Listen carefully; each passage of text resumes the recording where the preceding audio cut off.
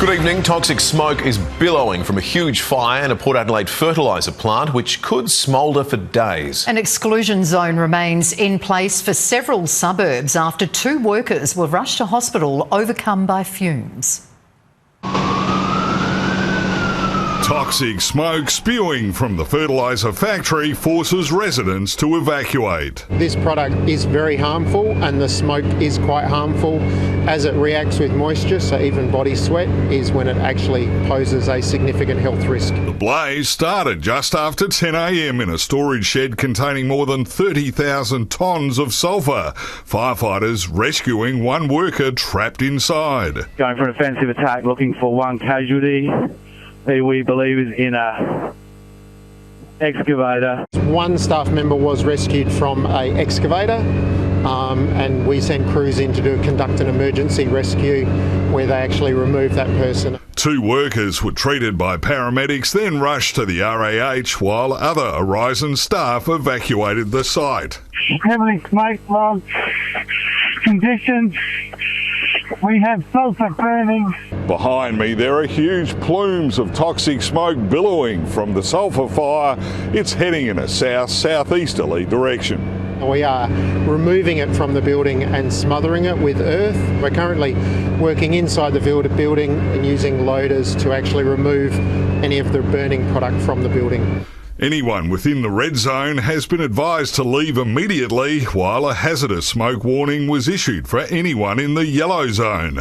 Emergency text messages warning people to stay indoors, close windows and stay out of the smoke. Peter Caldecott, 7 News.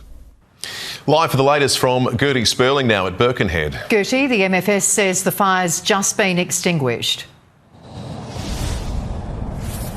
Yes, Rosanna, just moments ago we received an update from Chief Officer Jeff Swan and Chief Public Health Officer Nicholas Spurrier. They said that this fire was extremely difficult to put out as water could not be used. Instead, it was smothered and starved of oxygen and has now just been put out. The sulphur dioxide fumes from the fire remain extremely toxic. Goes down into a deep part of your lungs, you can get a cough, but also, depending on the amount of exposure, you can get lung damage. The fire has now been extinguished and public information warnings will be reduced. Professor Spurrier says it's lucky no houses are nearby and the fire was dealt with so quickly. And Rosanna, residents in surrounding areas are being urged to stay vigilant this evening and keep up to date with the advice. Back to you.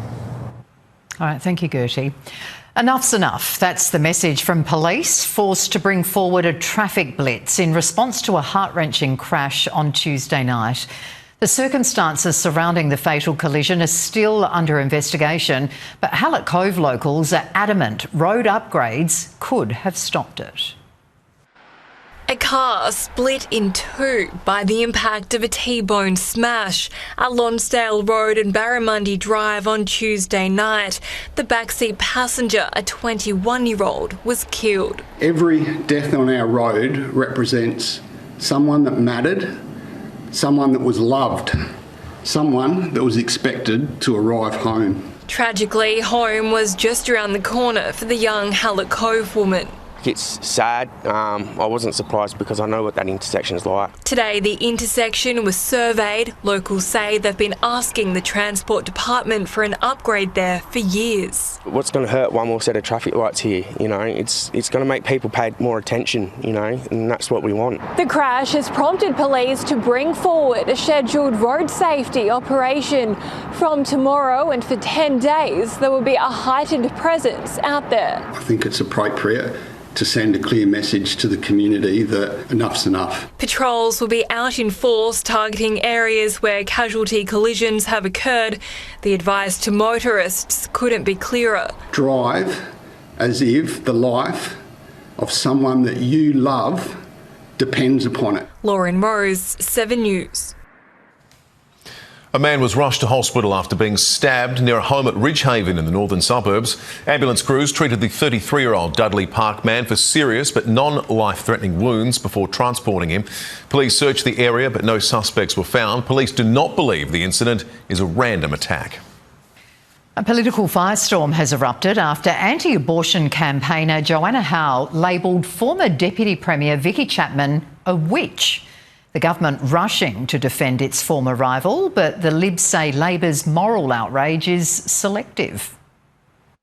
The state's first female Deputy Premier, a former Attorney General, now Vickie Chapman, is in Joanna Howe's sights. It was like the witch has come back from the dead, you know. The anti-abortion campaigner and her husband taking aim in their latest podcast. We put her in the Baby Killers Club. The spark lit at the Liberal Women's Council AGM. Dr Howe invited as a guest speaker, joining Senator Alex Antic on stage.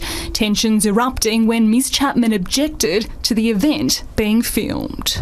50-odd years I've been working with the Liberal Party, known many other meetings we held. An unlikely ally coming to her side. Because it's unacceptable to call a pioneering woman of the Liberal Party a witch. I didn't use the term witch as an insult. I used it as a technical term.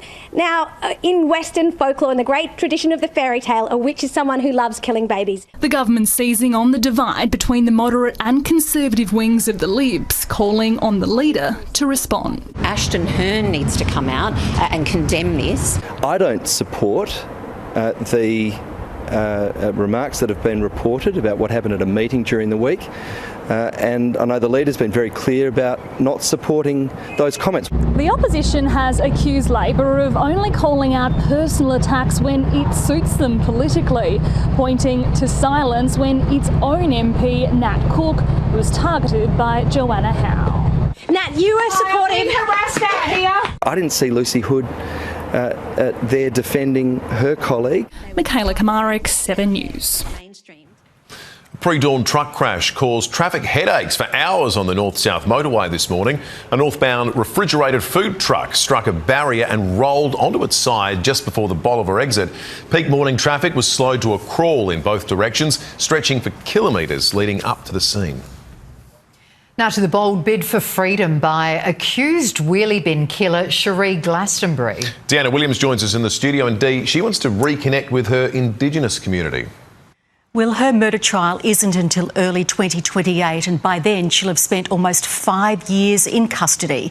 She says that's manifestly unfair and has asked the Supreme Court to grant her release on home detention to live with her sister in Whyalla. She also wants to reconnect with her Aboriginal community. The 52-year-old was recognised for her work in the public sector before her arrest. In 2017, when employed by a local construction company, she was a finalist in the Indigenous Female Employee of the Year Awards. Glastonbury and her co-accused Mark Murphy are on trial for the murder of her former partner Jeffrey McLean, whose dismembered body was found in a wheelie bin in a Salisbury paddock in 2022.